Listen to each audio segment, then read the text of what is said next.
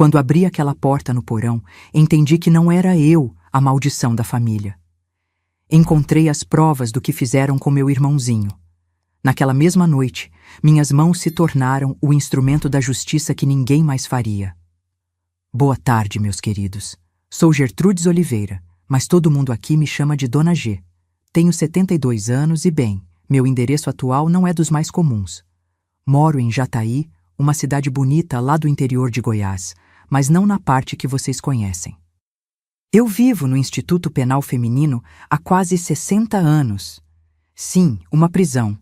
Mas não se assustem. Eu não me assustei quando cheguei, e olha que era tudo muito diferente naquela época. Minha vidinha aqui tem uma rotina tranquila. Meu passatempo preferido é a leitura. Ah, como eu amo meus livros! A biblioteca daqui não é grande coisa, mas sempre dou um jeito de conseguir livros novos com as assistentes sociais ou com as visitas de outras detentas. Já li de tudo um pouco: romances, biografias, livros de história, mas tenho um carinho especial por poesia. Palavras bem colocadas me transportam para além destes muros cinzentos. À noite, quando abre o pátio para o banho de sol, ou melhor, banho de lua, eu gosto de sentar num cantinho e olhar para o céu. É incrível como as estrelas continuam brilhando, mesmo para quem está presa. Fico ali, quietinha, pensando na vida, nas voltas que o mundo dá, nas escolhas que fizemos e nas que foram feitas por nós. Comecei a gostar de ler aqui mesmo, na prisão. Antes, eu mal tinha tempo. Ou talvez não tivesse paz de espírito para me concentrar nas letras. Foi uma professora voluntária, a Elvira, que me ensinou o prazer da leitura. Eu já sabia ler, claro, mas não sabia viajar através dos livros. Ela me disse uma vez: Gertrudes, enquanto sua mente puder viajar, nenhuma cela vai te prender de verdade. E não é que ela tinha razão? Estou sentada agora na minha caminha, nesta cela pequena, mas organizada. Tenho uma mesinha improvisada com caixotes onde guardo meus tesouros. Alguns livros, umas cartas antigas, um caderno onde escrevo meus pensamentos. As paredes são de um verde desbotado, mas enfeitei com alguns recortes de revista. Dá para tornar qualquer lugar mais acolhedor quando nos esforçamos um pouquinho. E vocês, meus queridos que estão me assistindo neste exato momento, me façam um favor? Se esse vídeo tocar seu coração, deixe um like e se inscreva no canal. Isso ajuda muito a nossa história a chegar a mais pessoas. E me conta nos comentários, de qual cantinho do Brasil ou do mundo você está me assistindo? Está tomando seu cafezinho da manhã, almoçando ou já se preparando para dormir? Eu imagino vocês do outro lado, e isso me faz sentir menos sozinha nessa minha jornada. Hoje vou contar uma história que guardei por muito tempo. É sobre como um erro pode se transformar em justiça. Sobre como às vezes precisamos atravessar o inferno para encontrar algum tipo de paz. Não é uma história bonita, mas é a minha história. E talvez, só talvez, ela possa servir de alerta para alguém que precisa. Nasci em Gurupi, lá no Tocantins, quando aquilo ainda era norte de Goiás, antes da divisão do estado. Estamos falando de 1953, tempo em que as coisas eram mais simples, mas também mais duras. Meu pai, Juvenal Oliveira, trabalhava na extração de minério. Era um homem alto, de mãos grossas como couro velho, sempre com aquele olhar distante, como quem enxerga algo que ninguém mais vê. A minha mãe, Zenaida Oliveira, era costureira de mão cheia. Fazia vestidos que as mulheres da região disputavam, principalmente para festas de casamento e aniversários. Tinha o rosto fino, cabelos sempre presos num coque apertado e um jeito de andar que parecia que estava sempre com pressa, mesmo quando não estava. Nossa casa ficava na parte mais afastada da cidade. Era uma construção simples, de telha antiga e chão batido nos fundos. Tínhamos um quintal grande, com algumas galinhas, um pé de manga e outro de goiaba que meu pai plantou quando cheguei. Para a criança ter o que comer, ele dizia, mas aquelas árvores pareciam mais decoração do que alimento. Ninguém na casa me incentivava a pegar as frutas, como se não fossem para mim. A vida em casa tinha uma rotina que não mudava muito. Eu acordava com os primeiros raios de sol entrando pela janelinha do quarto, que dividia com meu irmão Dário, 5 anos mais novo que eu. Ah, o Dário! Um menino miúdo, de olhos grandes e curiosos, que parecia ver o mundo como um lugar mágico. Enquanto eu já tinha aprendido, desde cedo, que magia não existia naquela casa.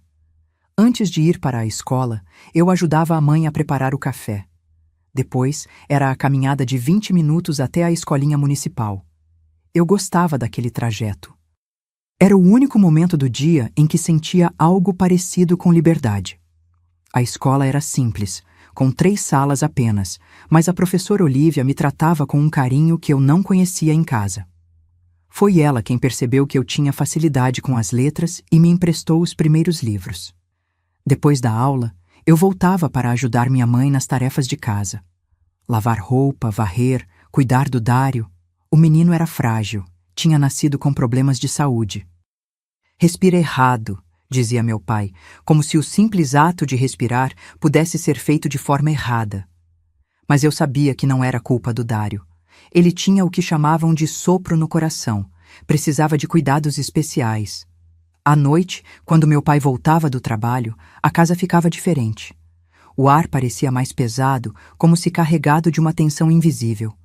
Jantávamos em silêncio, apenas o tilintar dos garfos no prato. Se Dário tossisse durante a refeição, meu pai batia na mesa. Esse menino veio com defeito, ele murmurava, como se falasse com a comida. As noites eram o pior. Depois que as luzes se apagavam, as paredes da casa pareciam sussurrar. Várias noites eu ouvia passos no corredor. Depois, a porta do quarto de Dário se abria.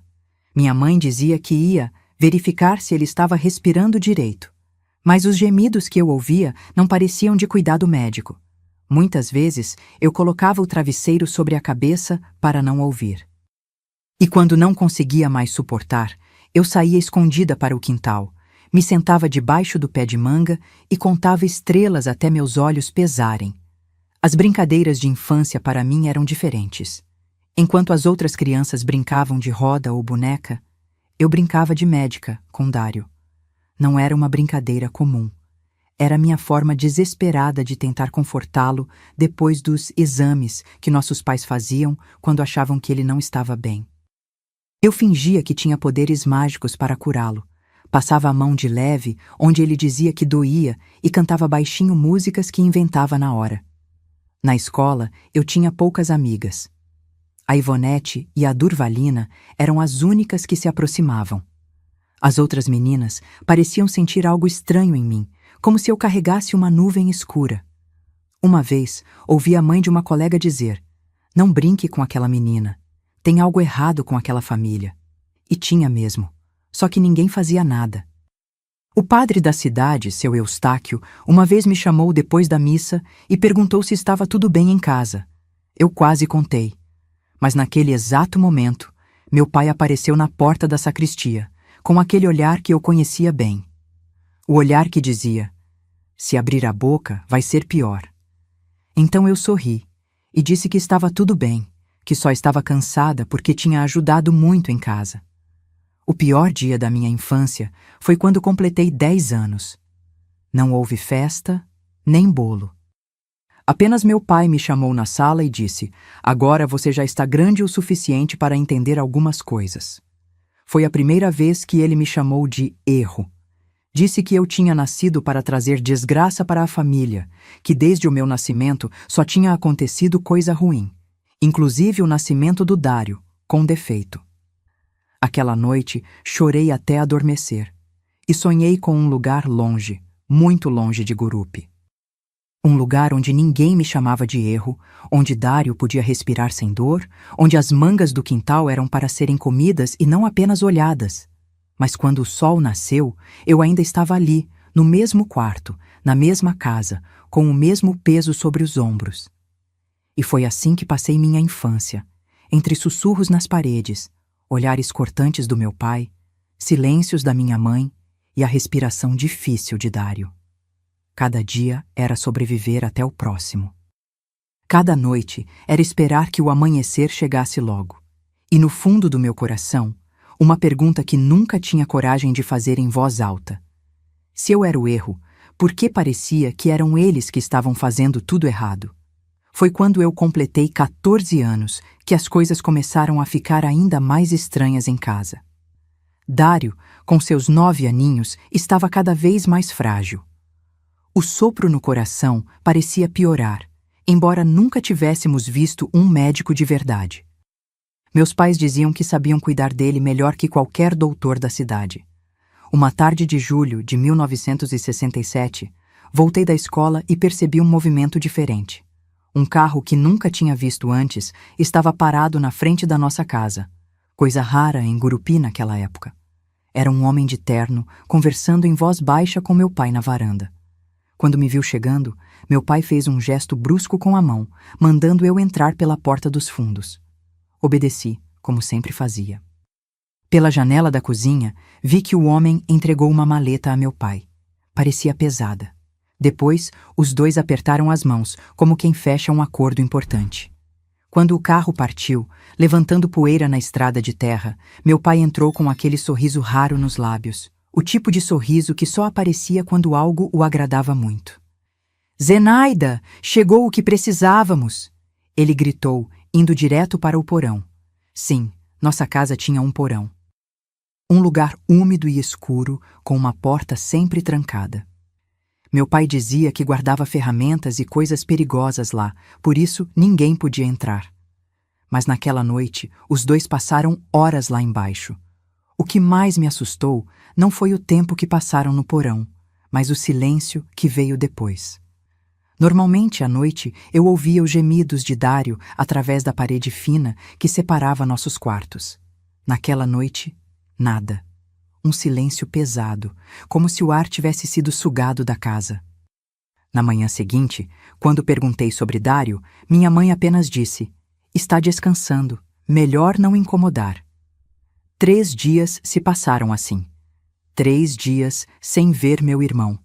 Eu perguntava, insistia, e sempre recebia a mesma resposta: "Está descansando." No 4º dia, enquanto arrumava a cozinha depois do almoço, ouvi uma conversa entre meus pais. Eles estavam no quarto, com a porta entreaberta, e não perceberam minha presença no corredor. "Acho que não está funcionando, Juvenal", minha mãe dizia, a voz trêmula. "Tem que funcionar.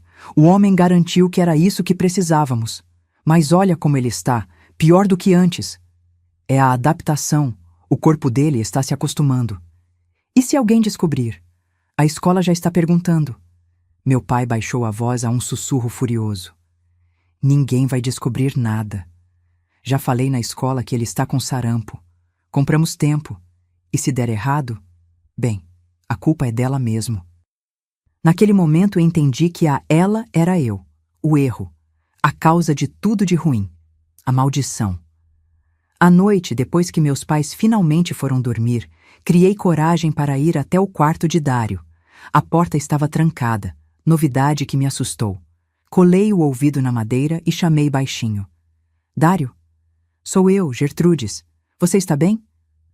Um silêncio longo seguiu, e então, quando já ia desistir, ouvi um gemido fraco. Tão fraco que poderia ser apenas o vento. Mas não era. Era ele. "Dói. Tude." "Dói muito", ele sussurrou, usando o apelido que só ele me chamava. "O que dói, Dário? O que eles fizeram com você?" "Não sei.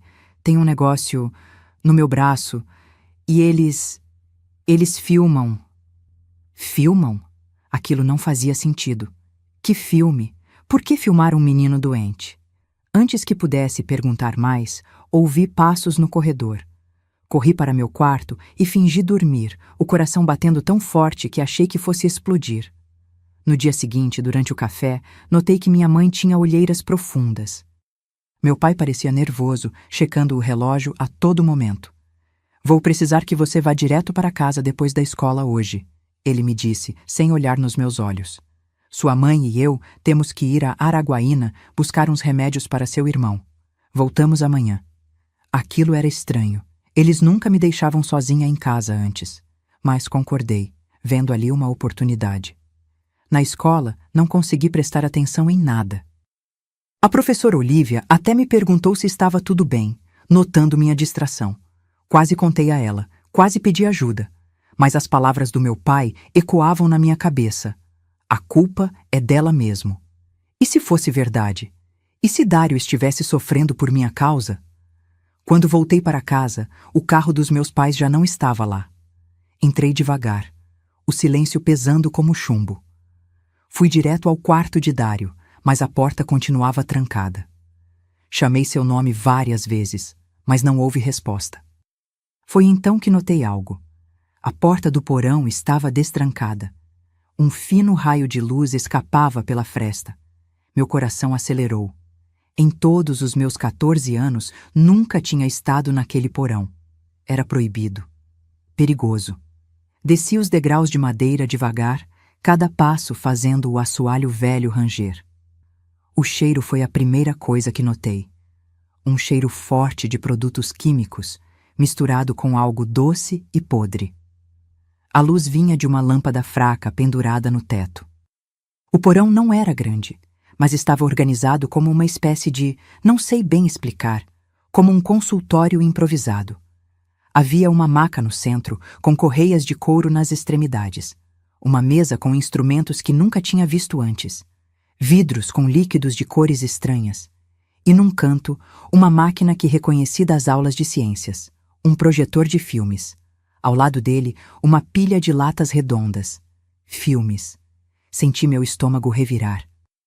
Tomada por um impulso que não consegui controlar, peguei uma das latas, abri e coloquei o rolo no projetor, como tinha aprendido na escola. Liguei o aparelho, apontando para a parede branca. As imagens que surgiram me fizeram cair de joelhos. Era Dário. Meu pequeno Dário, amarrado àquela mesma maca. Meu pai aplicava uma injeção no braço dele, enquanto minha mãe ajustava alguma coisa num aparelho ao lado. O rosto do meu irmão contorcia-se de dor, mas não havia som no filme. Só imagens cruas, em preto e branco, do sofrimento dele. Mudei para outro filme, e mais outro.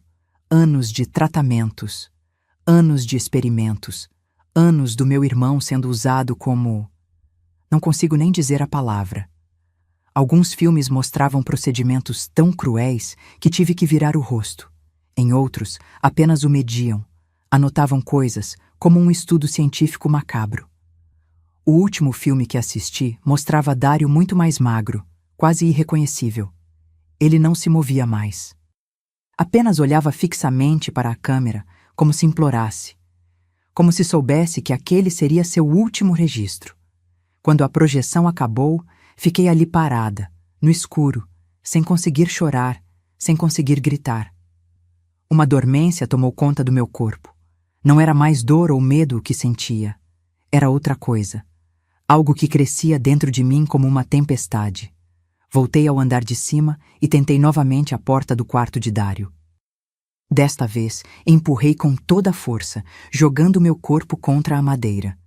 A fechadura velha cedeu. A porta abriu-se num estalo. O quarto estava vazio.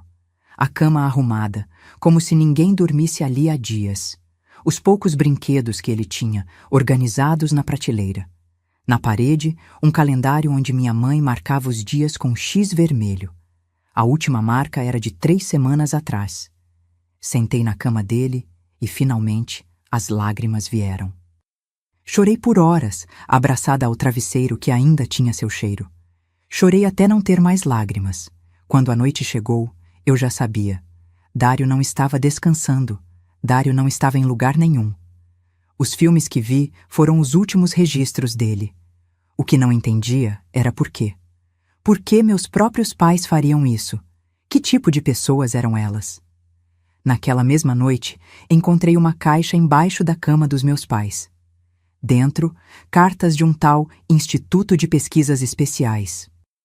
Cartas mencionando pagamentos por resultados. Mencionando como o espécime era perfeito para os testes devido à sua condição cardíaca rara. O espécime era Dário. Meu irmão tinha sido vendido para experiências, e não apenas vendido, usado pelos próprios pais como cobaia por anos. A última carta parabenizava meus pais pelos dados coletados e lamentava a perda do espécime, mas garantia que as informações seriam valiosas para a ciência. Havia um cheque anexado. Um valor que para nossa família humilde era uma fortuna. Foi como se algo dentro de mim quebrasse. Não era eu a maldição da família. Não era eu o erro. O verdadeiro erro estava ali, diante dos meus olhos, naquelas cartas, naqueles filmes, naquela casa toda. Passei a noite acordada, sentada na cozinha, as provas espalhadas na mesa, esperando. O ódio que crescia dentro de mim era calmo, quase sereno. Quando o sol começou a nascer, ouvi o carro chegando. Ouvi as vozes dos meus pais, animadas, falando sobre as novas encomendas que traziam. E quando eles abriram a porta e me viram ali, sentada com todas as provas expostas, seus rostos mudaram. Não vi medo como esperava. Vi raiva, como se eu tivesse estragado algo muito precioso. Então a maldição descobriu nosso segredinho, meu pai disse, jogando a maleta no chão. E eu, pela primeira vez na vida, não abaixei a cabeça. Olhei diretamente para eles e perguntei: "O que vocês fizeram com o Dário? Onde está meu irmão?" A resposta da minha mãe me atingiu como um tapa. "Enterrado no quintal, debaixo daquela mangueira que você tanto gosta. Foi o único serviço que aquele inútil prestou. Adubar uma árvore." As palavras da minha mãe ecoavam na minha cabeça enquanto eu olhava para aqueles dois estranhos à minha frente. Porque era isso que eles eram. Estranhos. Não pai e mãe, não família. Apenas duas pessoas que eu nunca realmente conheci. "Você não vai contar para ninguém", meu pai disse. Não como pergunta, mas como ordem. Ninguém acreditaria numa menina como você, a filha problemática, a que sempre deu trabalho. Minha mãe se aproximou, seu perfume enjoativo invadindo meu espaço, e acariciou meu cabelo de um jeito que deveria parecer maternal, mas só me causou arrepios. "Gertrudes, minha filha, você precisa entender. O que fizemos foi importante. Para a ciência. Para o futuro. Seu irmão, ele já estava condenado mesmo com aquele coração defeituoso. Pelo menos assim, a vida curta dele serviu para algo maior." Afastei a mão dela com um movimento brusco. "Algo maior? Vocês o torturaram. Eu vi os filmes. Ele implorava para vocês pararem." Meu pai deu um soco na mesa que fez tudo saltar. "Você não entende nada. Aquele instituto nos procurou quando souberam da condição rara dele. Nos ofereceram dinheiro, muito dinheiro. Sabe o que podemos fazer com esse dinheiro? Sair dessa cidade, começar uma vida nova, dar a você as coisas que nunca teve." "Eu nunca pedi nada disso", sussurrei. "Eu só queria que vocês amassem o Dário, que amassem a mim." Minha mãe soltou uma risada fria. "Amor? É isso que você quer? Amor não enche barriga, menina. Amor não paga contas." Naquela noite, fui trancada no porão. O mesmo porão onde meu irmão tinha sofrido por anos. Eles disseram que precisavam pensar no que fazer comigo. Que eu sabia demais. Que talvez o instituto se interessasse por uma nova voluntária. O cheiro de produtos químicos me deixava tonta. A maca vazia no centro parecia me chamar, como um presságio do que estava por vir. Encolhi-me num canto, abraçando os joelhos, tentando me fazer pequena, muito pequena. Talvez se eu desaparecesse. 2 dias se passaram assim. Eles desciam para me dar água e um pedaço de pão duro, sempre os dois juntos, sempre de olho em cada movimento meu. À noite, eu ouvia suas vozes discutindo lá em cima. Planos. O que fazer com a filha que descobriu tudo? No 3º dia, o homem de terno voltou. Eu ouvia seus passos no andar de cima, sua voz grave misturada às dos meus pais. Depois, silêncio. E então, passos na escada do porão. Ele era mais jovem do que imaginei. Talvez 30 anos. Óculos redondos, cabelo penteado para trás com brilhantina. Carregava uma prancheta e me olhava como se eu fosse um objeto curioso em uma vitrine. "Esta é a menina?"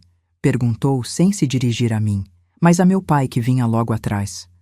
Sim, doutor. Como falei, ela descobriu tudo. O homem se aproximou, segurou meu queixo, virou meu rosto para um lado e para outro, como quem examina uma fruta no mercado. Saudável. Mais velha que o menino, mas ainda serve. O instituto tem interesse em casos de histeria feminina também. Minha mãe, parada na escada, falou ansiosa. Então, o acordo continua? Mesmo depois do incidente com o menino? O homem ajustou os óculos. Com algumas modificações. Esta aqui precisará de dosagens diferentes e precisaremos de documentação assinada como se fosse uma internação voluntária em clínica psiquiátrica, para cobrir nossas bases. Foi então que entendi completamente. Eles iam me entregar, como fizeram com Dário. Eu seria a próxima voluntária, a próxima contribuição à ciência. O homem saiu prometendo voltar em 2 dias com os papéis necessários. Meus pais voltaram a me trancar, mas agora havia um brilho diferente nos olhos deles, o brilho do dinheiro, da ganância. Naquela noite, enquanto estava deitada no chão frio do porão, ouvi passos leves na escada. A porta se abriu devagar e vi a silhueta da minha mãe. Estava sozinha, o que era incomum. Gertrudes! Ela chamou baixinho. Está acordada? Fiquei imóvel, fingindo dormir. Ela se aproximou, ajoelhou-se ao meu lado. Senti sua mão no meu cabelo novamente, aquele carinho falso que agora me enojava. Sabe? Ela começou, pensando que eu dormia. Eu nunca quis filhos. Seu pai que insistiu. E quando você nasceu, tão difícil, chorando tanto, pensei que seria a única aprovação. Então veio o Dário, com aquele coração fraco. Foi como um castigo. Ela fez uma pausa longa. Mas agora vejo que foi uma bênção. O dinheiro que recebemos pelos dados do Dário, e agora você. Vamos poder começar de novo, longe daqui. Talvez até no Rio de Janeiro. Ela continuou falando, mais para si mesma que para mim, sobre os planos, sobre como usariam o dinheiro.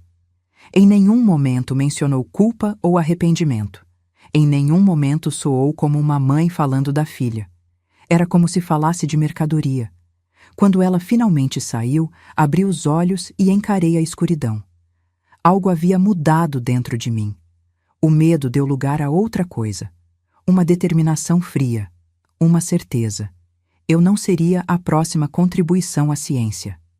Na manhã seguinte, quando meu pai desceu com o café, notei que ele estava diferente. Mais descuidado. Talvez a certeza de que logo se livrariam de mim o tenha deixado confiante demais. Ele deixou a porta do porão entreaberta quando saiu. Esperei alguns minutos, escutando atentamente. A casa estava silenciosa. Subi as escadas devagar, cada degrau rangendo sob meus pés. A cozinha estava vazia. Vozes vinham do quarto dos meus pais. Eles discutiam sobre o que fariam com o dinheiro, tão absortos que não me ouviram. Fui até a gaveta da cozinha e peguei uma faca. Não para usá-la, pelo menos não naquele momento. Apenas para me defender se precisasse. Depois, sem fazer barulho, saí pela porta dos fundos. O sol da manhã me cegou momentaneamente. Quantos dias eu tinha passado naquele porão escuro? 3, 4. Parecia uma eternidade. Meu primeiro impulso foi correr, fugir o mais longe possível. Mas então, meus olhos pousaram na mangueira. A mesma mangueira sob a qual eu sentava para contar estrelas. A mesma mangueira que, segundo minha mãe, tinha meu irmão enterrado embaixo. Aproximei-me devagar. A terra ao redor parecia normal, sem sinais de ter sido remexida. Teriam mentido sobre isso também? Naquele momento, ouvi um grito vindo da casa. Tinham descoberto que eu escapara. Não havia tempo para investigar a mangueira. Precisava fugir. Corri para a rua sem destino certo. Apenas corri. A cidade ainda estava acordando, poucas pessoas nas ruas. Uma senhora varrendo a calçada me olhou com estranheza. Eu devia estar um trapo, suja, desgrenhada, com uma faca na mão. Menina, está tudo bem? Ela perguntou, genuinamente preocupada. Parei, ofegante. Abri a boca para responder, mas o que diria? Meus pais mataram meu irmão em experimentos e agora querem fazer o mesmo comigo? Quem acreditaria? A hesitação me custou caro. Um grito atrás de mim. Meu pai, correndo pela rua. Pega ela! Está tendo um surto! Precisa de ajuda! A senhora recuou assustada, olhando da minha cara apavorada para a faca na minha mão. Claro que acreditaria nele, não em mim. Voltei a correr. Para onde? A delegacia era longe, do outro lado da cidade. A escola? Fechada naquele horário. Pensei na igreja, no padre Eustáquio, mas confiaria nele. A última vez que quase pedi ajuda, meu pai apareceu bem a tempo de impedir. Acabei me escondendo no mato, atrás do cemitério municipal. Fiquei ali, tremendo, tentando pensar. O que fazer agora? Se voltasse para casa? Não. Essa não era uma opção.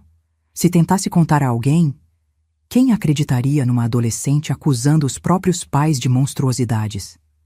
As horas passaram. A fome apertou. A sede também. Quando a noite chegou, eu ainda estava lá, escondida, sem saber o que fazer. No dia seguinte, criei coragem e me aproximei de uma banca de jornal. O dono, seu Olívio, era conhecido por ser caridoso. Quando me viu, arregalou os olhos. Gertrudes? Menina, seus pais estão te procurando pela cidade toda. Dizem que você fugiu de casa depois de...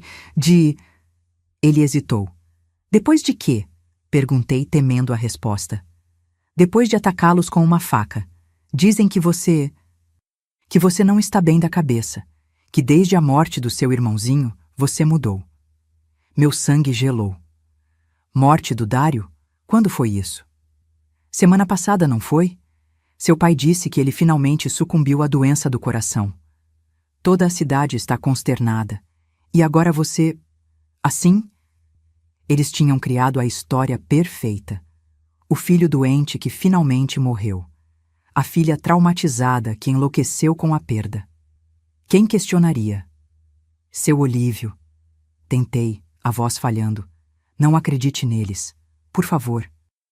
Eles fizeram coisas terríveis com o Dário. Eu vi, tenho provas. Seu Olívio olhou para mim com pena. Aquele olhar que adultos dão a crianças que contam histórias fantasiosas. Querida, você precisa de ajuda. Deixe eu te levar de volta para casa. Seus pais estão preocupados. Não! Gritei, afastando-me. Eles vão me entregar para o homem de óculos. Vão fazer comigo o que fizeram com o Dário. As pessoas começaram a parar, olhando, cochichando. Eu estava fazendo exatamente o que eles esperavam, parecendo louca, descontrolada, confirmando a história que tinham espalhado. Fugi novamente. Vagueei pelas ruas o dia todo, evitando ser vista. À noite, voltei a me esconder no mato. Estava faminta, suja, desesperada. E pior, sabia que não podia continuar assim para sempre. Em algum momento, seria encontrada. No terceiro dia de fuga, tomei uma decisão. Voltaria para casa. Não para me entregar, mas para pegar as provas, os filmes, as cartas do instituto. Sem elas, era apenas minha palavra contra a deles. E em Gurupi, na década de 60, a palavra de um homem respeitado como meu pai valia mais que a de uma adolescente perturbada. Esperei até o fim da tarde, quando sabia que meu pai estaria no trabalho. Vi minha mãe sair para ir à mercearia. A casa ficaria vazia por pelo menos meia hora. Entrei pelos fundos, usando a chave que sempre ficava escondida embaixo de um vaso. A casa estava silenciosa, com aquele ar pesado de sempre. Desci direto para o porão, sabendo exatamente o que procurava. As latas de filme estavam lá, empilhadas num canto. As cartas também. Coloquei tudo numa sacola de pano que encontrei pendurada. Estava prestes a sair quando ouvi passos no andar de cima. Congelei. Sabia que você voltaria. A voz da minha mãe, fria como gelo, vinha do topo da escada. Ela começou a descer lentamente, cada passo ecoando no porão vazio. Nas mãos, trazia algo que nunca tinha visto antes, uma seringa cheia de um líquido amarelado. O doutor deixou isso caso você desse problema antes dele voltar, ela disse mostrando a seringa, para acalmar, para tornar a transição mais suave. Recuei até bater na parede. Não havia para onde fugir. Por quê? Perguntei, a voz quase um sussurro. Por que fizeram isso com o Dário? Por que querem fazer comigo? Ela inclinou a cabeça como se a pergunta fosse curiosa. No começo era só pelo dinheiro. Estávamos afundados em dívidas. O instituto ofereceu uma quantia que resolveria tudo. Seu pai aceitou imediatamente. Eu hesitei, confesso. Mas depois do primeiro pagamento, percebi que poderíamos ter a vida que sempre sonhei. Ela deu mais um passo na minha direção. Mas depois ficou mais que isso. Era fascinante ver os resultados, ver até onde o corpo humano aguenta. O doutor dizia que estávamos fazendo história. E agora, com você, as possibilidades são ainda maiores. Você não é minha mãe, falei, as lágrimas escorrendo pelo rosto. Uma mãe de verdade nunca faria isso. Algo lampejou nos olhos dela. Raiva, arrependimento, mas logo se foi. Ser mãe foi um erro. Você foi um erro. Dário foi um erro. Mas agora posso consertar tudo. Ela avançou com a seringa. Eu me abaixei, a sacola com as provas ainda firme em minhas mãos. No desespero, meus dedos encontraram algo duro e frio no chão. Um dos instrumentos metálicos que eles usavam nos experimentos. O que aconteceu depois parece um borrão na minha memória. Lembro do movimento rápido que fiz, do som metálico, do grito dela, e depois do silêncio. Quando recobrei a consciência plena, minha mãe estava caída no chão do porão, o instrumento metálico ao lado dela. Sangue, muito sangue. Subi as escadas cambaleando, ainda segurando a sacola com as provas. Na cozinha, vomitei tudo o que não tinha no estômago. Depois, sentei à mesa, olhando para o nada, esperando. Era só uma questão de tempo até meu pai voltar.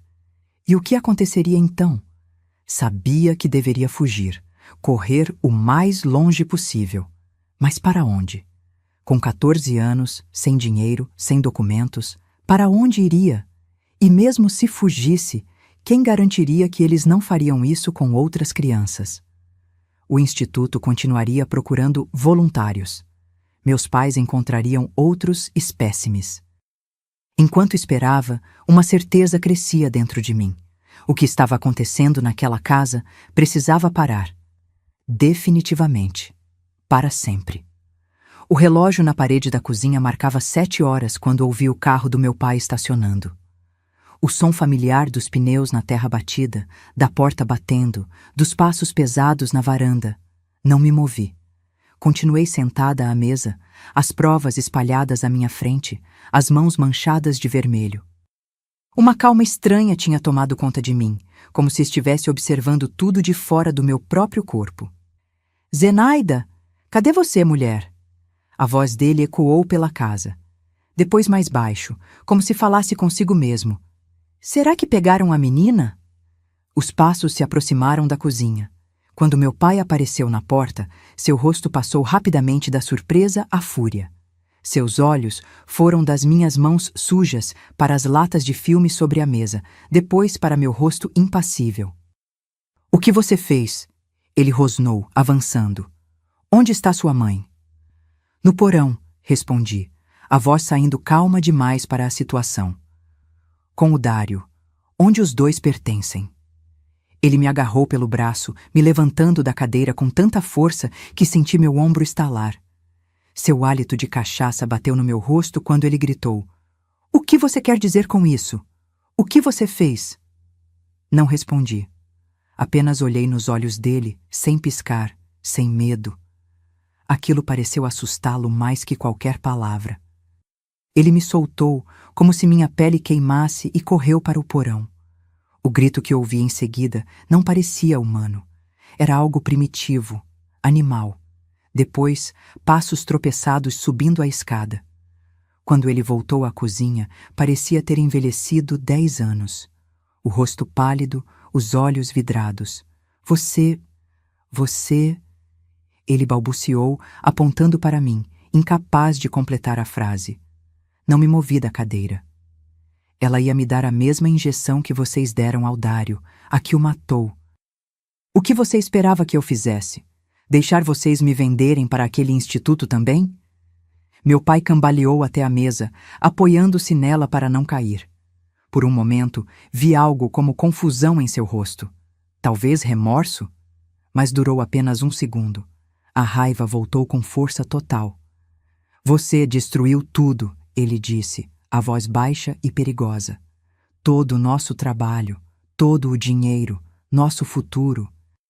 Que futuro? Construído sobre o sofrimento do Dário? Sobre a minha dor? Encontrei forças para me levantar e o encarar de igual para igual. Vocês não são humanos, são monstros, e monstros precisam ser detidos. O tapa que recebi no rosto me jogou de volta na cadeira. Senti o gosto de sangue na boca, mas não desviei o olhar. Já não havia mais nada que ele pudesse fazer para me ferir. Já tinha suportado o pior. Você sempre foi um problema, ele disse, começando a circular pela cozinha como um animal enjaulado. Desde que nasceu, chorando demais, perguntando demais, vendo demais. Ele parou abruptamente, seus olhos pousando nas latas de filme e nas cartas sobre a mesa. Algo mudou em seu olhar. Essas são todas as provas? Perguntou, a voz agora calculista. Não respondi. Ele agarrou meu queixo com força. Responda! Tem mais alguma coisa? Mais filmes? Mais cartas? Por que quer saber? Respondi desafiadora. Vai destruir tudo? Acha que isso vai apagar o que vocês fizeram? Ele me soltou e começou a recolher as provas, enfiando tudo numa sacola. Vou resolver isso, ainda posso consertar. Vou ligar para o doutor, explicar o que aconteceu, ele vai entender, vai nos ajudar a encobrir tudo. Enquanto ele falava frenético, comecei a entender. Não havia arrependimento ali. Apenas medo de ser descoberto. Medo de perder o dinheiro, o acordo com o tal instituto. Mesmo diante da morte, do horror que haviam causado, tudo o que ele pensava era em como se safar. Quanto? Perguntei. Ele parou, confuso. O quê? Quanto eles pagaram pelo Dário? Qual era o preço do seu próprio filho? Por um momento, vi algo quebrando nos olhos dele. Uma fagulha de humanidade tentando emergir, mas foi sufocada rapidamente. Dinheiro suficiente para sairmos desta vida miserável, ele respondeu, a voz fria. Mas agora você estragou tudo. Ele terminou de juntar as provas e se dirigiu ao fogão a lenha que ficava no canto da cozinha. Abriu a portinhola e começou a jogar os filmes e as cartas no fogo. Um a um, vi os registros do sofrimento do Dário sendo consumidos pelas chamas. Ninguém vai acreditar em você, ele disse, enquanto as provas viravam cinzas. Quem vai dar ouvidos a uma menina problemática? Uma menina que todos já sabem que não está bem da cabeça desde que o irmão morreu?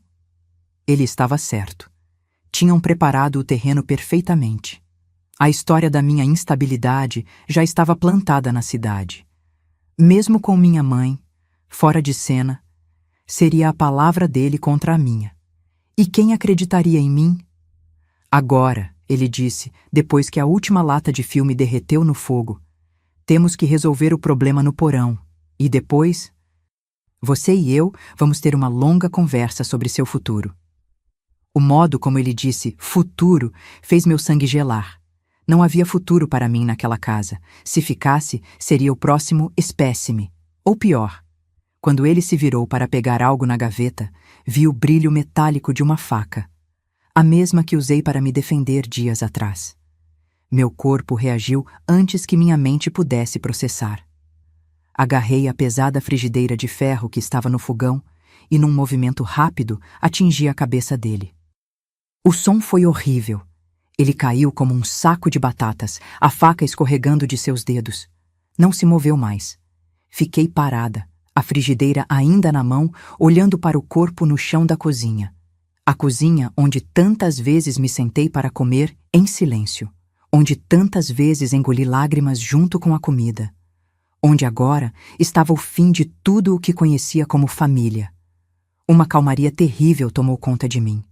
Não senti pânico, não senti remorso, senti apenas alívio.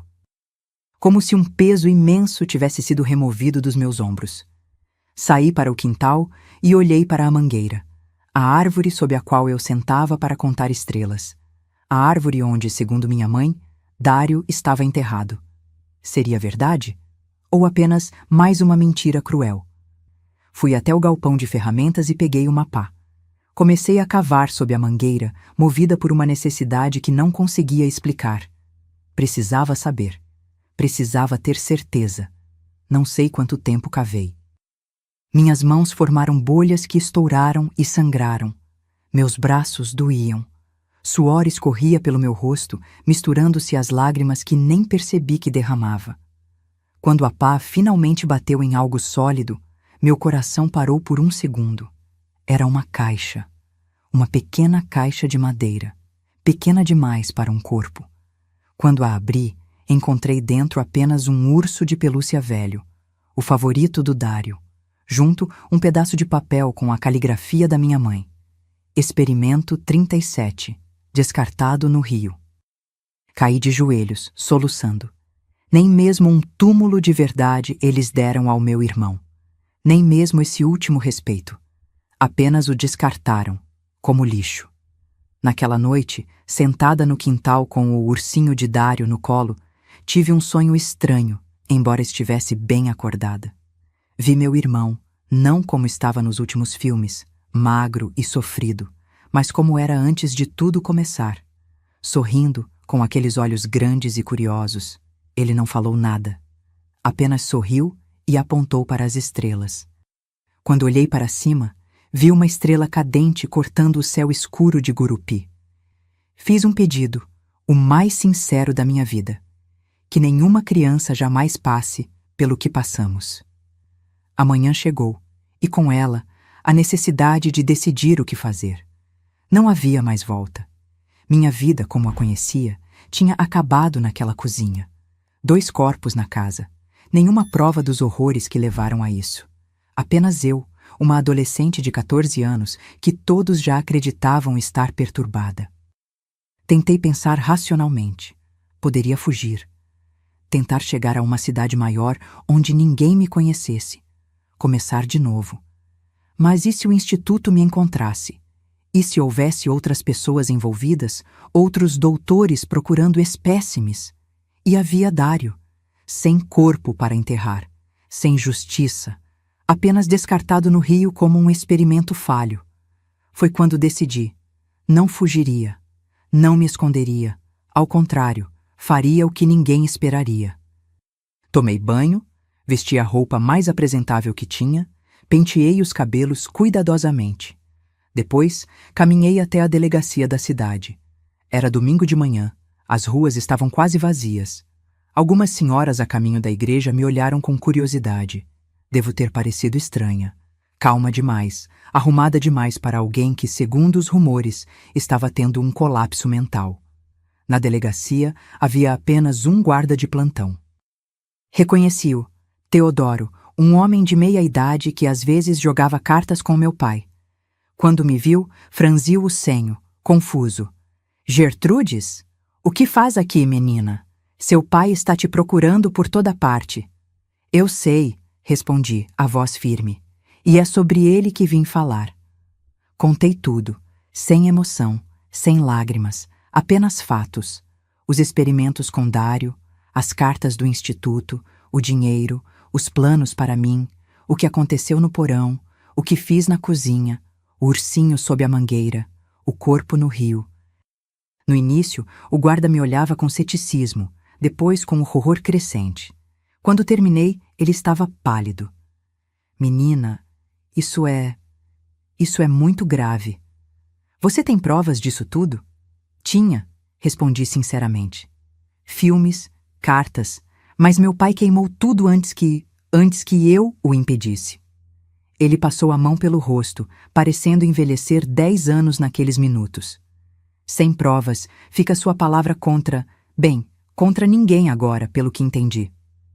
Existe o homem do instituto, sugeri. O doutor de óculos. Ele deve saber de tudo. E você acha que ele vai admitir envolvimento nisso? Se for verdade, ele é tão culpado quanto seus pais.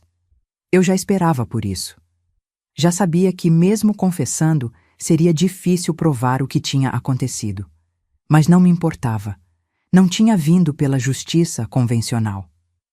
Não preciso que acreditem em tudo, disse finalmente. Só preciso que vejam o que está lá em casa. E depois, faça o que tiver que fazer comigo. O guarda chamou reforços. 1 hora depois, nossa casa estava cercada por policiais. Encontraram exatamente o que eu disse que encontrariam. O corpo da minha mãe no porão, o corpo do meu pai na cozinha, o laboratório improvisado, a caixinha com o ursinho do Dário sob a mangueira. O que não encontraram foram as provas dos experimentos, os filmes, as cartas. Tudo tinha virado cinzas. Fui levada para a delegacia não como testemunha, mas como suspeita. A principal suspeita. A filha problemática que matou os pais em um acesso de loucura após a morte do irmão doente. As notícias se espalharam rapidamente pela cidade pequena. Todos falavam sobre a tragédia dos Oliveira, sobre como a filha tinha enlouquecido após a morte do irmão, sobre como o instituto psiquiátrico seria o melhor lugar para mim. Mas não foi para um instituto que me levaram. Fui transferida para uma instalação juvenil em Araguaína, aguardando julgamento. Lá, contei minha história novamente. E novamente. Para assistentes sociais, psicólogos, juízes. Alguns pareceram acreditar. A maioria não. O julgamento foi rápido. Sem provas dos abusos, sem testemunhas além de mim mesma, o veredito era previsível. Considerada mentalmente instável, mas consciente de meus atos, fui condenada por duplo homicídio. Por ser menor de idade, cumpriria pena até os 21 anos em uma instituição para menores infratores, depois seria transferida para uma penitenciária comum. Na noite anterior à minha transferência, recebi uma visita inesperada. Era o guarda Teodoro, aquele que primeiro ouviu minha confissão. Gertrudes, ele disse, a voz baixa para que ninguém mais ouvisse. Estive pensando muito no seu caso. Algo não bate certo. Então fui investigar por conta própria. Ele tirou do bolso uma fotografia. Era a imagem de um homem de terno escuro, óculos redondos e cabelo penteado para trás com brilhantina. Exatamente como o doutor que visitava nossa casa. Este homem foi visto em Gurupi nas datas que você mencionou. Depois desapareceu. Ninguém sabe quem é, nem para qual instituto trabalhava. É como se nunca tivesse existido. Senti um arrepio. Então o senhor acredita em mim? Ele hesitou. Digamos que tenho dúvidas suficientes para não aceitar a versão oficial, mas sem provas concretas. Eu sei, interrompi. Sem os filmes, sem as cartas, é apenas minha palavra. E quem acreditaria numa adolescente problemática, não é? Ele assentiu triste. Vou continuar investigando, mas não posso prometer nada. Foi a última vez que vi o guarda Teodoro. Meses depois, soube que ele tinha sido transferido para outra cidade, após insistir em reabrir meu caso sem autorização superior. E assim, aos 14 anos, comecei minha vida no sistema carcerário. Uma vida longe de Gurupi, longe das lembranças, mas nunca completamente livre dos pesadelos. Dos sonhos onde via Dário, não sorrindo como naquela noite sob a mangueira, mas como estava nos filmes, amarrado, sofrendo, implorando com os olhos para que a dor parasse. Os anos na instituição para menores infratores em Araguaína foram duros, mas de certa forma menos cruéis que minha própria casa em Gurupi. Pela primeira vez na vida, tinha 3 refeições garantidas por dia. Um colchão só meu. E, principalmente, ninguém me chamando de erro ou maldição. Claro, não era um paraíso. As outras meninas me evitavam, cochichando pelos cantos sobre a louca que matou os pais. As guardas me tratavam com uma mistura de medo e pena. E as noites... as noites eram povoadas por pesadelos onde Dário me visitava, ora sorrindo como na infância, ora sofrendo como nos filmes que vi no porão. Completei 18 anos ainda naquela instituição. 3 anos se passaram rápido e lento ao mesmo tempo. Eu estudava na pequena escola que funcionava lá dentro. Descobri que tinha facilidade com os números, com a matemática. É raro ver alguém com tanto talento para cálculos, dizia a professora Hortência, uma senhora de cabelos grisalhos, que foi a primeira pessoa a me tratar como gente em muito tempo. Foi ela quem me incentivou a continuar estudando, mesmo sabendo que meu destino, ao completar 21 anos, seria uma penitenciária comum. O conhecimento é a única coisa que ninguém pode tirar de você, Gertrudes, ela me disse uma vez, segurando minhas mãos entre as dela. Nem mesmo as grades podem conter uma mente que decide voar. Em 1974, quando completei 21 anos, chegou o momento da transferência. A notícia veio de surpresa. Eu seria levada para o recém-inaugurado Instituto Penal Feminino de Jataí. Era longe, em outro estado, mas a superlotação nas penitenciárias mais próximas não deixou alternativa. Curiosamente, quando Tocantins foi separado de Goiás em 1988, acabei presa em um estado diferente daquele onde cometi meus crimes, embora na época fosse tudo Goiás. Foi como se o destino quisesse marcar ainda mais a separação entre meu passado e meu presente. Lembro do dia da transferência como se fosse ontem. A professora Hortência veio se despedir e me entregou um embrulho. Só abra quando chegar lá, ela disse com lágrimas nos olhos. Eu nunca tinha visto ninguém chorar por mim antes. A viagem até Jataí foi longa e desconfortável. No caminho, olhando pela janela gradeada da viatura, vi paisagens que nunca tinha imaginado. O cerrado se estendia a perder de vista, dourado sob o sol. Pensei em como Dário teria adorado ver aquilo. Ele sempre falava em conhecer lugares diferentes antes de ficar confinado àquela cama. Quando finalmente chegamos ao Instituto Penal, me surpreendi. Era um prédio novo, de paredes ainda sem as marcas do tempo. Fui registrada, catalogada, uniformizada. Mais um número no sistema. Mais uma vida entre paredes. Naquela primeira noite, sozinha na cela que seria meu lar pelos próximos muitos anos, abri finalmente o embrulho da professora Hortência. Era um livro. O Pequeno Príncipe.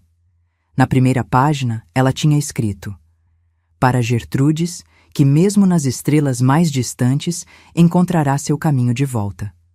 Foi meu primeiro livro, o primeiro de muitos, e foi o início da minha salvação. Os primeiros meses no instituto foram um período de adaptação. Aprendi rapidamente as regras não escritas da prisão. Quem mandar, de quem me aproximar, quem evitar. Por sorte, minha história, ou pelo menos a versão que constava nos meus registros, me garantia certo respeito. Ninguém mexia muito com a menina que matou os pais. Havia um misto de medo e uma estranha admiração. Foi nesse período que conheci a Normelia, uma detenta mais velha que cumpria pena por ter envenenado o marido. Ele batia nos meus filhos.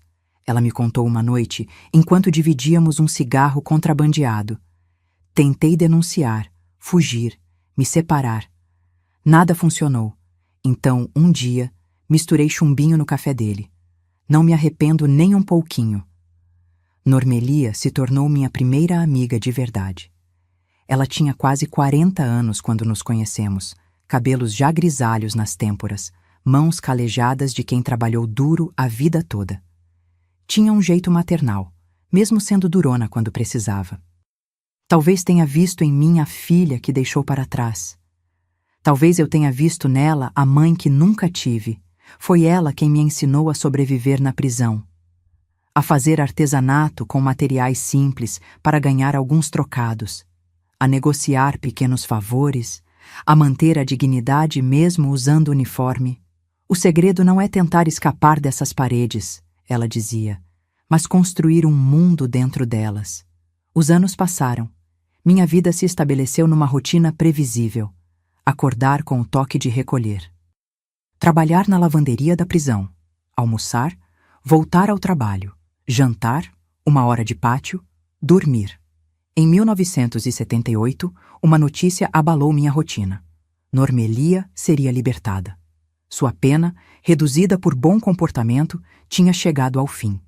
A alegria que senti por ela se misturava a um medo terrível de ficar sozinha novamente. Na véspera de sua saída, sentamos no pátio enquanto ela fumava seu último cigarro como detenta. "O que vou fazer sem você, Normélia?" Perguntei, sem conseguir esconder o tremor na voz. Ela me olhou com aqueles olhos que pareciam ler minha alma. "Você vai continuar, Gertrudes, como sempre fez, como sempre vai fazer. Você é mais forte do que pensa." "Tenho medo", admiti, algo que nunca tinha dito em voz alta antes. Não do que tem aqui dentro, mas do vazio, do silêncio quando os pesadelos vierem. Normélia apagou o cigarro cuidadosamente e guardou a bituca no bolso. Até nisso ela era organizada. "Vou te dizer uma coisa, menina, e quero que você grave bem."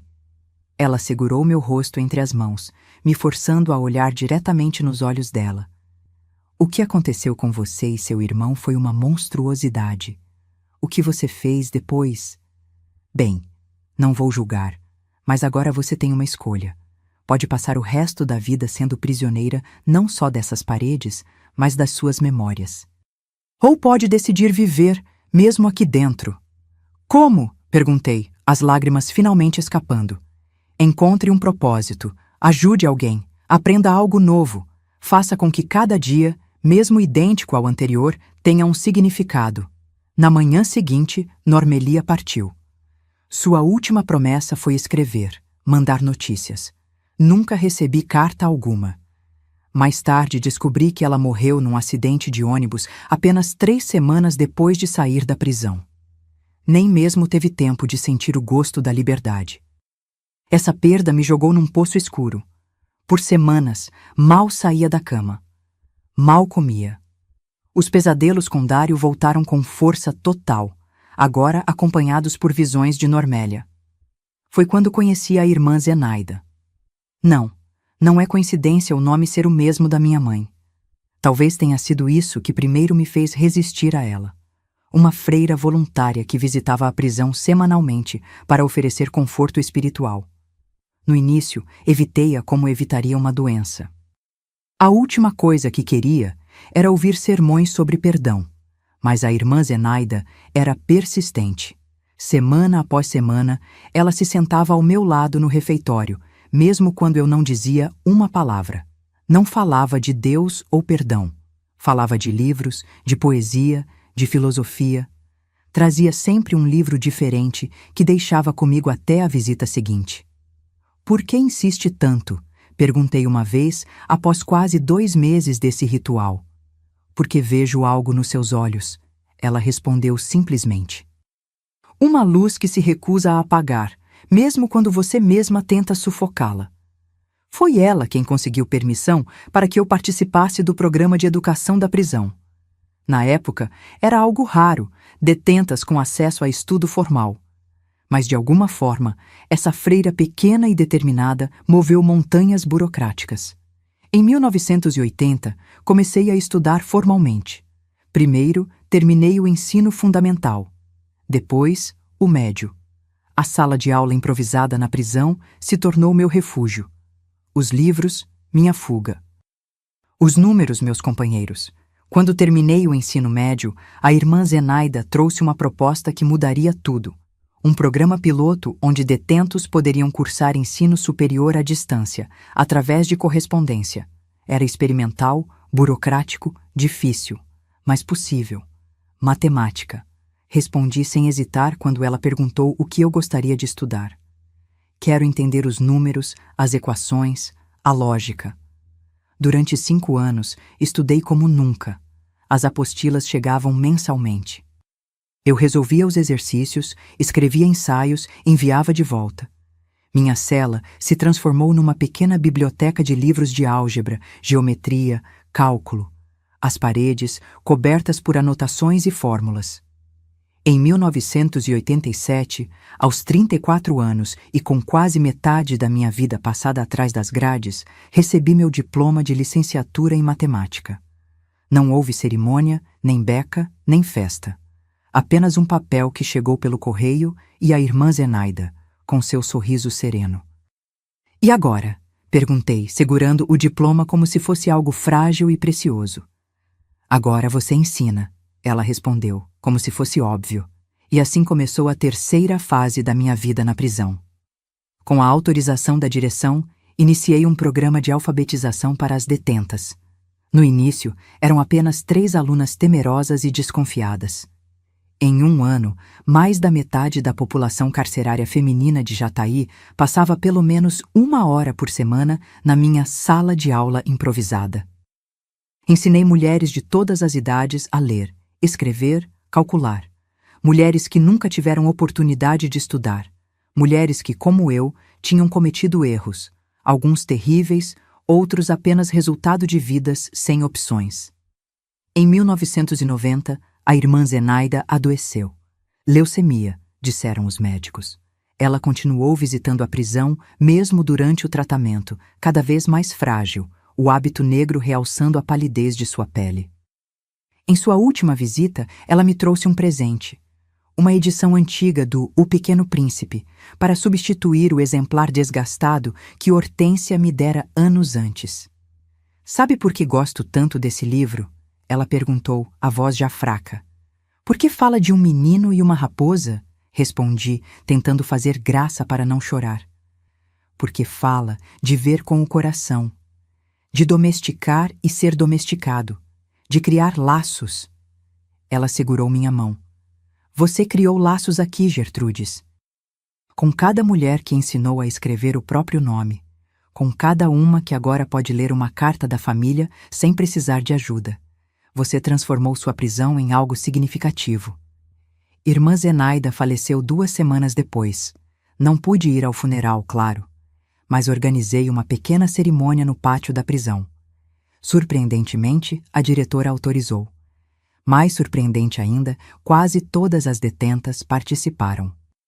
Foi um momento raro de união naquele lugar, normalmente dividido por rivalidades e tensões.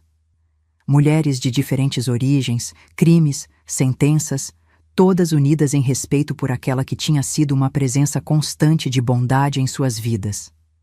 E algo estranho aconteceu durante aquela cerimônia improvisada. Enquanto líamos trechos do O Pequeno Príncipe em homenagem à irmã, senti uma paz que não conhecia desde a infância, como se um círculo se fechasse, como se finalmente encontrasse um propósito. Naquela noite, pela primeira vez em anos, sonhei com Dário, não como nas lembranças terríveis dos filmes, nem como o menino assustado que gemia de dor. Sonhei com ele adulto, sorrindo, em paz. Você fez a diferença, Tude, ele me disse no sonho, usando o apelido que só ele me chamava. Não para mim, é tarde demais para isso, mas para elas, para todas elas. Acordei com lágrimas no rosto, mas não eram de tristeza. Pela primeira vez, chorava de alívio. Os anos seguintes trouxeram mudanças ao sistema prisional. Novos direitos, novas possibilidades. O programa de educação que comecei informalmente foi oficializado. Ganhamos uma sala própria, materiais, reconhecimento. Em 1995, recebi uma proposta inesperada. A chance de cursar uma especialização em educação matemática ainda dentro do sistema. Aceitei imediatamente. Mais alguns anos de estudo intenso, mais conhecimento acumulado dentro daquelas paredes cinzas. Quando completei 50 anos, em 2003, já era uma figura respeitada dentro do Instituto Penal Feminino de Jataí. Não apenas pelas detentas, que me chamavam de professora ou carinhosamente de Dona G, mas também pela administração. Foi nesse período que uma nova diretora assumiu o comando da instituição. Diva Mendonça, uma mulher severa, mas justa, com novas ideias sobre ressocialização e direitos humanos. Numa manhã de abril, fui chamada à sua sala, algo raro e normalmente não muito bom. Gertrudes Oliveira, ela disse consultando meu grosso prontuário. Presa em 1968 por duplo homicídio, sem incidentes disciplinares em toda sua permanência? Isso é extraordinário. Tento me comportar, respondi com um leve sorriso. Vejo aqui que você praticamente criou o programa educacional desta instituição, que tem formação superior, que já ajudou centenas de mulheres. Não sabia onde aquela conversa ia chegar, então apenas assenti. Tenho uma proposta para você, ela continuou. O Estado está implementando um programa de revisão de penas para casos antigos. Considerando seu histórico exemplar, você poderia ser elegível para a progressão de regime, talvez até liberdade condicional. O mundo parou. Liberdade. A palavra soava estranha, quase assustadora. Depois de 35 anos entre muros, a ideia de estar do lado de fora me parecia mais aterrorizante que qualquer coisa. E se eu não quiser? As palavras saíram antes que pudesse contê-las. A diretora me olhou surpresa. Como assim, não quiser? Estou falando de liberdade, Gertrudes. Respirei fundo. O que eu faria lá fora? Não tenho família, não tenho casa. Minha vida, meu trabalho, está aqui dentro. Essas mulheres precisam de mim. Diva Mendonça recostou-se na cadeira, me estudando com novos olhos. Em 20 anos de sistema prisional, nunca ouvi algo assim, mas entendo. Você criou raízes aqui, construiu algo significativo. Depois de um momento de silêncio, ela propôs um meio-termo. Eu permaneceria no instituto, mas com um status diferenciado. Semi-liberdade para frequentar programas de capacitação fora, retornando à noite. A oportunidade de expandir o trabalho educacional. Mais autonomia. Você não precisa decidir agora, ela disse por fim. Não preciso mesmo, respondi. Já decidi. Fico, nas condições que propôs. E assim, de modo quase irônico, escolhi voluntariamente permanecer onde fui forçada a estar. Não por medo da liberdade, mas por ter encontrado propósito nas correntes que me prendiam. Nos anos seguintes, sob a administração da diretora Diva, o programa educacional floresceu. Conseguimos parceria com universidades. Aumentamos o número de detentas alfabetizadas. Criamos oficinas profissionalizantes. Em 2010, quando já tinha passado mais de 40 anos encarcerada, recebi uma visita inusitada. Uma jovem advogada, recém-formada, com olhos brilhantes e cheia de ideais. Meu nome é Aline Teodoro, ela se apresentou. Estou revisando casos antigos como parte de um projeto da Defensoria Pública. O sobrenome me fez estremecer. Teodoro? Como o guarda Teodoro de Gurupi? Ela sorriu, os olhos se iluminando. Era meu avô. Ele faleceu há 5 anos, mas me deixou suas anotações, inclusive sobre seu caso. Meu coração acelerou. Depois de tanto tempo, aquela conexão com o passado, com o único homem que tentou acreditar em mim, parecia quase mística. Ele nunca esqueceu sua história, continuou Aline. Continuou investigando por conta própria por anos e encontrou algumas coisas interessantes. Da pasta que carregava, ela tirou fotografias antigas. Um homem de óculos redondos e cabelo penteado para trás. O doutor do instituto. Recortes de jornais falando de experimentos clandestinos em cidades do interior. Depoimentos de famílias que perderam contato com parentes doentes após visitas de médicos itinerantes. Não é muito, ela admitiu. Não o suficiente para reabrir seu caso formalmente. Mas é algo. É a confirmação de que você não inventou tudo. Peguei as fotos com mãos trêmulas. Depois de tanto tempo, ter essa validação, mesmo pequena, mesmo tardia, era como um peso sendo removido da minha alma. O que pretende fazer com isso? Perguntei. Depende de você, respondeu Aline. Podemos tentar uma revisão criminal. O clima jurídico hoje é diferente. Há mais sensibilidade para casos como o seu, especialmente considerando a idade que você tinha quando tudo aconteceu. Pensei por um longo momento. A possibilidade de limpar meu nome era tentadora. Mas também significava reviver tudo, expor as feridas antigas, sem garantia de resultado. O que isso mudaria na prática? Questionei. Mesmo com uma revisão favorável, já cumpri mais que qualquer sentença alternativa. E não tenho interesse em deixar o instituto agora. Meu trabalho está aqui. Aline pareceu surpresa, mas entendeu.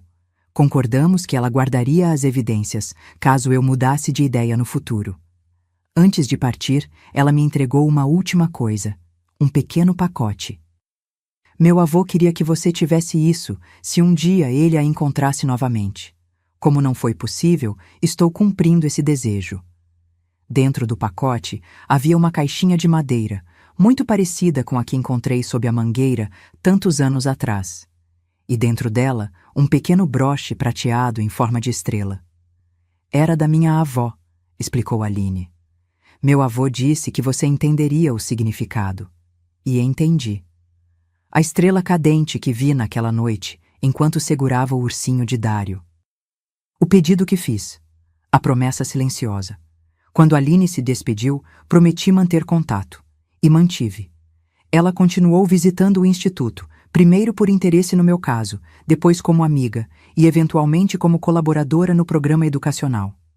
Foi ela quem, anos depois, me convenceu a começar a registrar minhas memórias. Sua história precisa ser contada, ela insistia. Não apenas a tragédia, mas o que você construiu depois dela.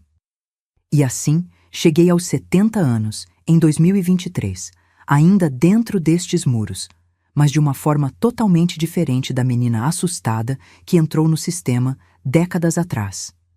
Não mais uma prisioneira da minha história, mas uma mulher que encontrou propósito, mesmo nas circunstâncias mais improváveis. Agora, aos 72 anos, vivo uma rotina tranquila aqui no Instituto Penal Feminino de Jataí. As pessoas sempre se surpreendem quando digo que encontrei paz entre essas paredes. Como pode alguém encontrar serenidade numa prisão? Mas a verdade é que construí meu pequeno mundo aqui. Meus dias começam cedo. Às 5 da manhã, já estou desperta, muito antes do toque oficial. Gosto desse momento de silêncio absoluto, quando posso sentir que o mundo ainda está dormindo. Sento-me na beirada da minha cama e observo os primeiros raios de sol filtrando pelas grades da janela, criando padrões geométricos no chão de concreto. Um espetáculo diário que nunca me canso de admirar. O café da manhã é servido às 6h30. Com o passar dos anos e meu status diferenciado, ganhei alguns privilégios. Posso tomar meu café na pequena biblioteca que ajudei a construir, rodeada por livros que são como velhos amigos. A biblioteca do Instituto começou com apenas uma prateleira, fruto de doações conseguidas pela irmã Zenaida. Hoje, são mais de 3.000 volumes, organizados e catalogados com o mesmo cuidado que dedicaria a tesouros. Depois do café, vem minha parte favorita da manhã: as aulas. Embora oficialmente aposentada do programa educacional, ainda recebo um grupo de senhoras mais velhas 3 vezes por semana. Chamamos nosso encontro de Café com Matemática, um momento onde ensinamos umas às outras. Elas me ensinam sobre a vida, sobre receitas de família, sobre as pequenas alegrias que encontraram em suas existências complicadas. Eu as ensino a administrar o dinheiro que recebem das famílias, a calcular quanto tempo falta para suas penas terminarem, a entender porcentagens e frações. A idade me trouxe alguns achaques. Os joelhos doem nas manhãs frias. A vista já não é tão boa quanto antes. Uso óculos para leitura, presente da diretora Diva no meu aniversário de 65 anos. As mãos, às vezes, tremem levemente, especialmente quando estou cansada. Mas a mente? A mente continua afiada como sempre.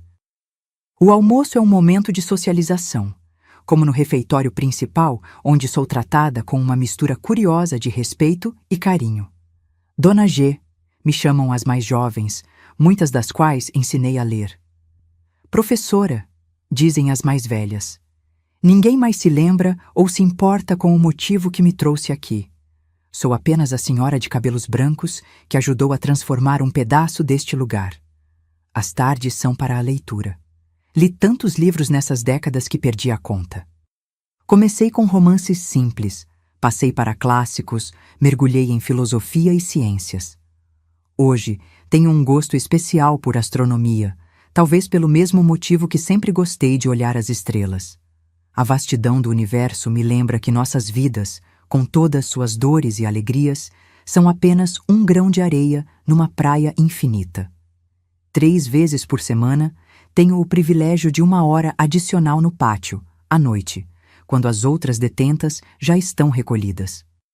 A diretora Diva implementou essa concessão especial há anos, quando notou meu fascínio pelo céu noturno. Para observação astronômica, diz oficialmente o documento que autoriza. Na prática, é meu momento mais íntimo de conexão com o universo.